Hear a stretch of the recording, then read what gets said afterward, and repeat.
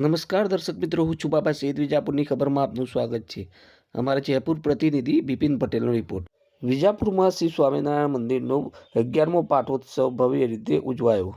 સમાચાર વિગતવાર જાણીએ તો શ્રી સ્વામિનારાયણ મંદિર વજીબા સ્મૃતિ મંદિર વિજાપુર ખાતે 3 અને 4 જાન્યુઆરીએ યોજાયેલ 11મો વાર્ષિક પાઠોત્સવ હજારો ભક્તો અને સ્થાનિક લોકોની ઉપસ્થિતિમાં સફળતાપૂર્વક પૂર્ણ થયો હતો.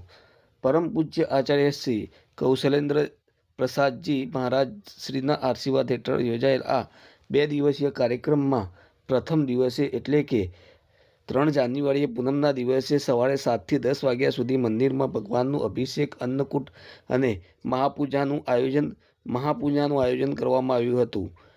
સાંજે 8 થી 11 વાગ્યા સુધી હાથીપુરા ગામની વાડીમાં અમદાવાદ કાલુપુર મંદિરના સંતોની ઉપસ્થિતિમાં સત્સંગ સભા યોજાઈ હતી. બીજા દિવસે એટલે કે 4 જાન્યુઆરીએ સવારે 8 થી 12 વાગ્યા સુધી હાથીપુરા ગામવાડી ખાતે દિવ્ય શાકોત્સવનું ભવ્ય આયોજન કરવામાં આવ્યું હતું, જેમાં વિવિધ ગામોમાંથી આવેલા ભક્તો અને પરિવારોએ મોટી સંખ્યામાં ભાગ લીધો હતો.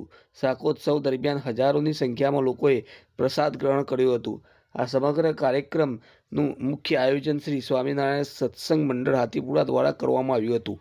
વિવિધ વિભાગો જેવા કે અભિષેક, અન્નકૂટ, શાકોત્સવ, ધજા, ભણતર, ઘી, તેલ વગેરેની વ્યવસ્થા માટે સ્થાનિક ભક્તો અને પરિવારોએ સક્રિય સહયોગ આપ્યો હતો. કાર્યક્રમ દરમિયાન હાથીપુરા આવવા જવા માટે વિવિધ ગામોમાંથી લક્ઝરી બસની વિશેષ વ્યવસ્થા કરવામાં આવી હતી, જેથી લોકો સરળતાથી પહોંચી શકે. આ ઉત્સવને લઈને વિજાપુર અને આસપાસના વિસ્તારોમાં ભક્તિ અને ઉત્સાહનું વાતાવરણ જોવા મળ્યું હતું. આયોજકોએ જણાવ્યું હતું કે આવા કાર્યક્રમો દ્વારા સમાજમાં એકતા અને સંસ્કારોનું મહત્વ વધુ મજબૂત બને છે.